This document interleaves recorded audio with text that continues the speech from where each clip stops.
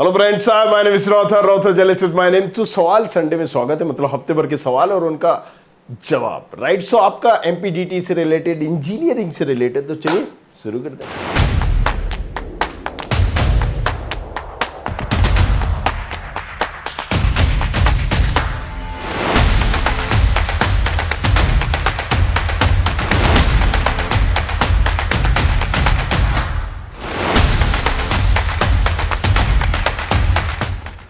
अगर हम बात करें सवाल संडे की, जल्दी से वन बाय वन करके हम यहां पर लिखते हैं। सर, टीएफडब्ल्यू सीट मिलने पर रिपोर्टिंग के समय फीस का क्या प्रोसेस रहता है? देखो, एक सीधी सी हम बात बताएं कि अगर आप टीएफडब्ल्यू में सीट लेते हो, टीएफडब्ल्यू में, तो यहां पर ट्यूशन फीस माफ हो जाती है, पूरी की पूरी ट्यूशन फीस माफ हो जाती है। अगर किसी कॉलेजेस में हम बात करें तो ट्यूशन फीस ही मेन होती है। क्या होती है? Tuition fees.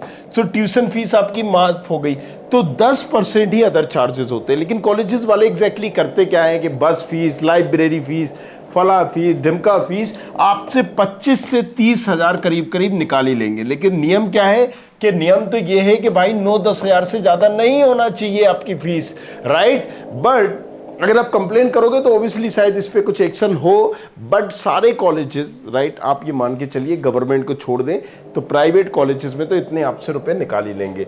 सो रिपोर्टिंग के समय फीस का क्या प्रोसेस रहता है वो मैं आपको बता दूं। ये कॉलेज टू कॉलेज वेरी करता है। गवर्नमेंट कॉलेजेस में तो ज्यादा कोई दिक्कत है नहीं, बस आपको नॉमिनल सी फीस भरना होती है, क्योंकि आप टीएफडब्ल्यू में ट्यूशन फीस माफी हो गई है, तो जो भी खर्चा होगा वो हजारों में होगा, बहुत ही कम में होगा।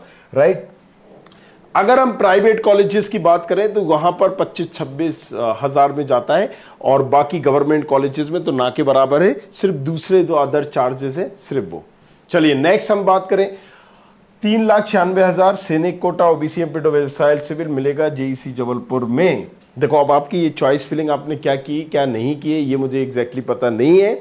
और जब सैनिक कोटा की बात आती है, फ्रीडम फाइटर कोटे की बात आती है, ये वो कोटे होते हैं कि अनएक्सपेक्टेड होते हैं। मान लीजिए जेईसी में 2 सीटें हैं सैनिक कोटे की, और यहां पर एमआईटीएस में 4 सीटें हैं सैनिक कोटे की, डीएवीबी में 2 सीटें हैं सैनिक कोटे की।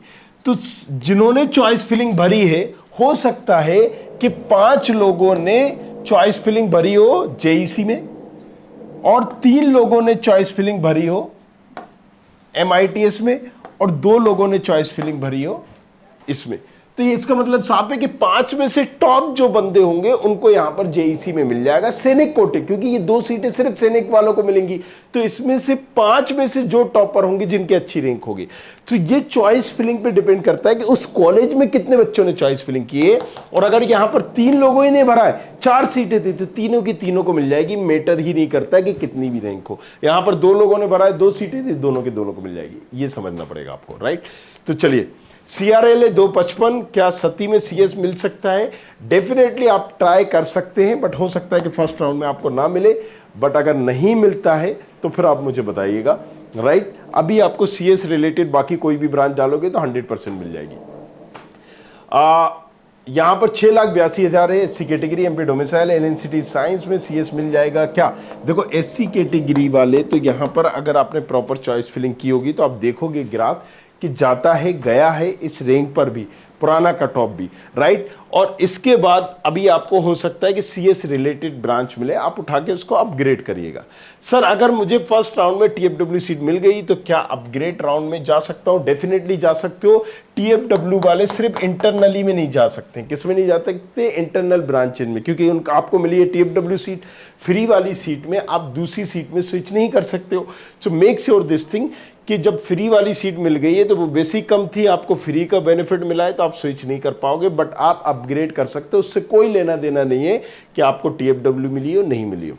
सर, सेकेंड राउंड में न्यू रजिस्ट्रेशन होगा या नहीं?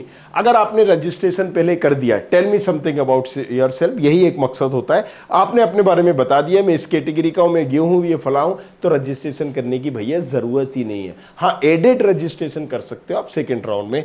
तो रजिस्ट्रेशन एक ही बार करना है आपको लग रहा है मुझे फिर से एडिट करना है, सेकेंड राउंड में कर दीजिए।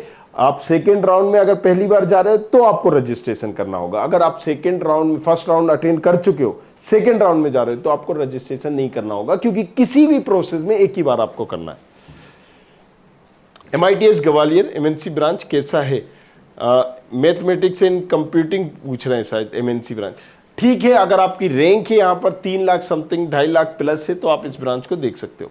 सर टीएफडब्ल्यू सीट मिलने पर रिपोर्टिंग के समय फीस का क्या प्रोसेस है? मैंने पहले ही सवाल ले लिया है, राइट। यूपीटीयू भैया सेकेंड राउंड में नए कॉलेजेस ऐड कर पाएंगे क्या? यूपीएसडब्ल्यू की काउंसलिंग की अगर हम बात करें तो देखो यहाँ पर क्या होता है कि चॉइस फिलिंग एक बार होती है, राइट। चॉइस फिलिंग बार बार नहीं होती है, हालांकि ऑप्शन होता है चॉइस फिलिंग का, तो आप क्या कर सकते हो, नए कॉलेज ऐड नहीं कर सकते, लेकिन जो कॉलेजेस चॉइस फिलिंग में डाले हैं उनको ऊपर नीचे आए बाएं दाएं कर सकते हो, मतलब आप आगे पीछे कर सकते हो। नया ब्रांच नए कॉलेज को ऐड नहीं कर सकते सेकेंड राउंड में, आपको ये समझना होगा, राइट। सो यहां पर हमने ये सारी चीजें आपको बताई, सवाल जो आपके जहन में भी थे, जो आपसे रिलेटेड भी थे, और भी अगर कोई डाउट सवाल हो आपके तो नीचे कमेंट करिए, हम आपको बताएंगे उनके सवालों को जवाब। और जब रिजल्ट आए तो बने रहिएगा हमारे साथ, हम आपको सारी चीजें बताएंगे in detail. Thank you very much, thanks a lot. I hope you like this video. For more such videos, keep watching our channel. And do not forget to like, share and subscribe.